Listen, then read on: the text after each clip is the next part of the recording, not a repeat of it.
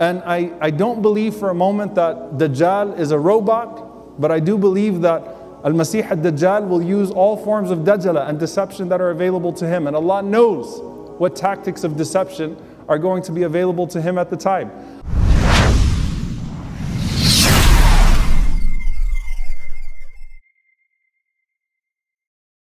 And subhanAllah, as you read into these works of people that are familiar with the evolving of these technologies and things that are becoming aware to us, one of the things that really struck me, subhanAllah, in some of these writings, is that the only thing that is going to be able to sort of curb ourselves, curb our usage of these things and not falling victim to them, is a cultural resistance to dependency. I'm going to say that again, a cultural resistance to dependency. Now when you think of that from a worldly framework, what people will speak about is this idea of human beings not becoming so dependent on technology that they no longer know how to do basic functions. You know, how many of you can remember a phone number over the last 10 years, right? The GPS, even things that are very beneficial to us. But we become so dependent that we lose basic functions in our brains. And so usually when cultural dependency is spoken about from a worldly perspective, we don't want to have people that don't know how to put on their clothes, that don't know how to brush their teeth, that don't know how to do basic things anymore, because they've become so dependent on technology. And so there has to be a cultural resistance to this, where people still know how to do things. People still know how to change a tire, right?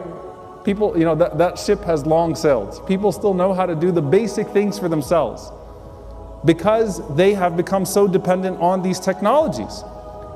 And so they'll stress the value of knowledge acquisition and skill acquisition, purely from what? From a dunyawi perspective. And subhanAllah, you look at what Allah has given to us and the Prophet ﷺ has given to us with an akhirah-oriented mindset in this regard. A cultural resistance to dependency. When the Prophet ﷺ taught us to seek refuge in what? Allahumma inni a'udhu bika minal ajzi wal kasal. Oh Allah, I seek refuge in you from laziness and incapacity. It's not a good thing for a Muslim to be lazy. It's one of the worst things that you could have. Otherwise, you wouldn't seek refuge in Allah subhanahu wa ta'ala from it, no matter how convenient things are to you. Allahumma inni a'udhu bika minal ajzi wal kasal. When Allah subhanahu wa ta'ala tells us in the Quran, سَنَكْتُبُ مَا قَدَّمُوا وَآثَارَهُم, that we will write everything that they have produced as well as their athar. Now I'm purposely not translating al-athar because it has two meanings in this ayah. One of them, the scholars mention, is their legacy. Their legacy, the footprints, the effect. There are people that do things, and even if they're not responsible for the final product, they're there in the process, and Allah rewards them for that. So Allah Azza wa Jal rewards people in the process of doing good, that make things happen behind the scenes in their present or in their future. But some of the scholars also say that another meaning of this is not sunnatan hasana, is not a good legacy, but it's literally their footsteps. As Hasan al-Basri rahimahullah said, ay khutahum bi arjulihim, their footsteps towards good. Everything that they put forth an effort towards, Allah will reward the effort.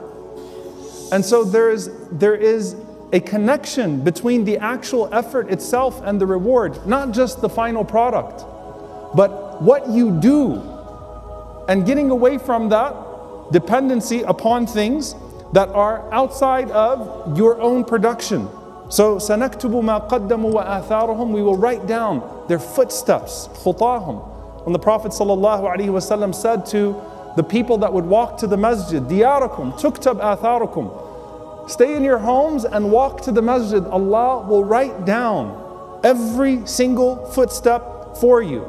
Here to Salat al-Jum'ah, wherever you parked and however you walked to the masjid.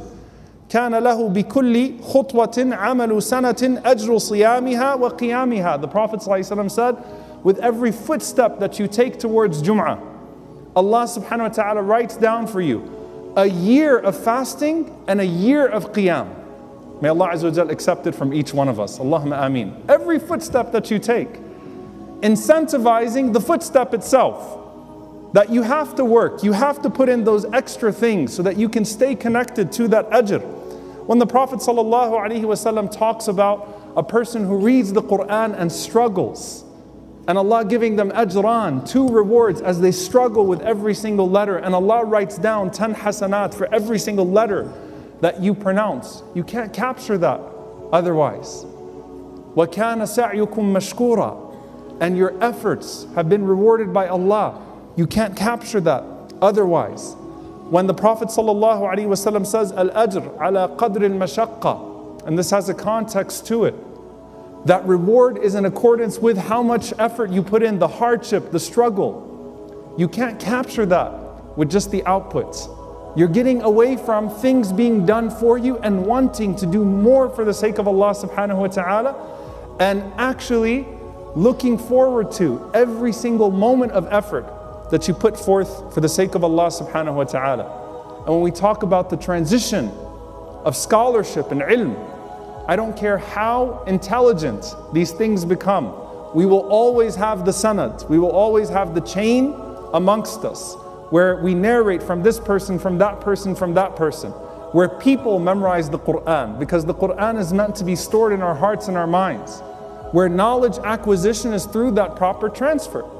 And so as Muslims, we look at how Allah subhanahu wa ta'ala rewards us for the effort itself. And so when people talk about resisting a culture of dependence, so you have to get into Boy Scouts and go out and know how to do things for yourself, and they talk about it purely from a worldly framework, we look at it from the akhirah incentive as well, from the hereafter incentive as well. That we love to do for the sake of Allah subhanahu wa ta'ala, and we understand that the process itself is rewardable, and that Allah subhanahu wa ta'ala will bless us for every moment that we struggle in His path, not incurring unnecessary hardship, but still doing the deeds that are necessary for our salvation, and finding joy in everything that we do for the sake of Allah subhanahu wa ta'ala.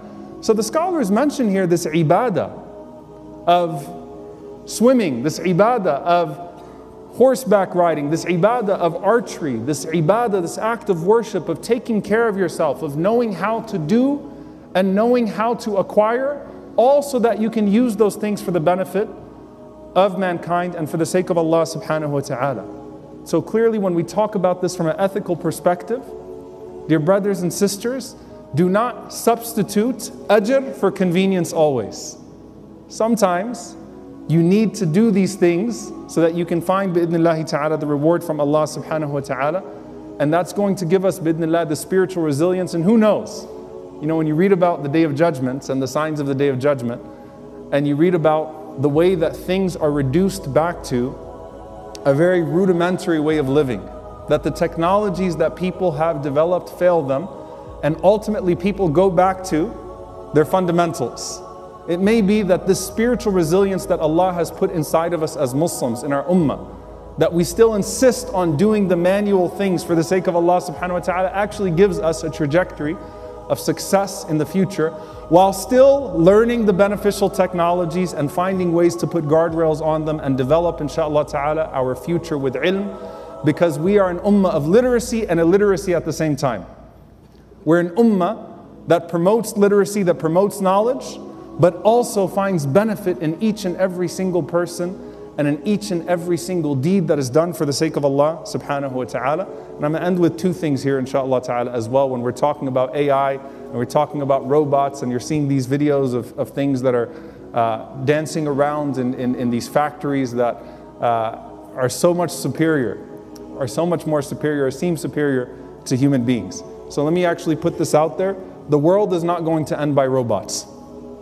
As Muslims, we believe in alamat as-sa'ah, as the Prophet ﷺ gave it to us, the stages of the unfolding of the Day of Judgment.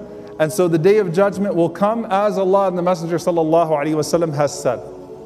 And so all of these signs that happen will still come to pass. But a lot can happen from now until then. And so we have to have that constant ethical framework to where we're approaching these things and saying, how do I make the most of this situation, and how do I insist on still being a human being in this world as it is today? So insisting upon righteousness. And I don't believe for a moment that Dajjal is a robot, but I do believe that Al-Masih al-Dajjal will use all forms of dajjala and deception that are available to him. And Allah knows what tactics of deception are going to be available to him at the time. I don't believe that Ya'juj and Ma'juj are being produced in Silicon Valley. I believe in it as Allah and the Messenger ﷺ spoke about it. That's how we are as Muslims. So I understand the doom and gloom as well. But Allah has given us something to ground ourselves, bidnillahi ta'ala. And the last thing I'll say here is your Lord is precise. Your Lord is precise. SubhanAllah, I was reflecting on how these permanent values exist in the Quran, even with worlds that are so unfamiliar to the companions of the Prophet ﷺ. Worlds that are so unfamiliar. You know, one of the greatest fears that they're talking about with this technology is fake news. You can impose voices on people. You could literally take a person and make them say something that they're not saying at all. And so bad faith actors are going to use these technologies to promote more chaos, more turmoil. And even the psychological effect, even if you know that what you're looking at is not real, but even the psychological effect of seeing a trusted person saying something so horrible, of seeing images and videos put together, it erodes you psychologically and emotionally and spiritually. And you think about what that is, even today, subhanAllah, even today, the deception that exists, right, of the fake news industry outside of the Muslim community and inside the Muslim community, putting images out of context, words out of context, pasting videos and words so that you can create things. What does Allah subhanahu wa ta'ala say? فَتَبَيَّنُوا. Verify your information. Go to the source. Always go to the source. And what does Allah say? أَن تُصِيبُوا قَوْمًا بِجَهَالَةٍ. Because otherwise you might hurt someone unknowingly. فَتُصْبِحُوا عَلَى مَا فَعَلْتُمْ نَادِمِينَ. And then you will end up regretting what you have done. Going back to the source. So not trusting the technologies or the information as it arises, going to the source of that information and verifying it. May Allah subhanahu wa ta'ala protect us from hurting ourselves or from hurting others. May Allah subhanahu wa ta'ala allow us to make the most of what is around us, and may Allah azza wa jalla reward us for our efforts and make our outputs beneficial to us in this dunya and the next.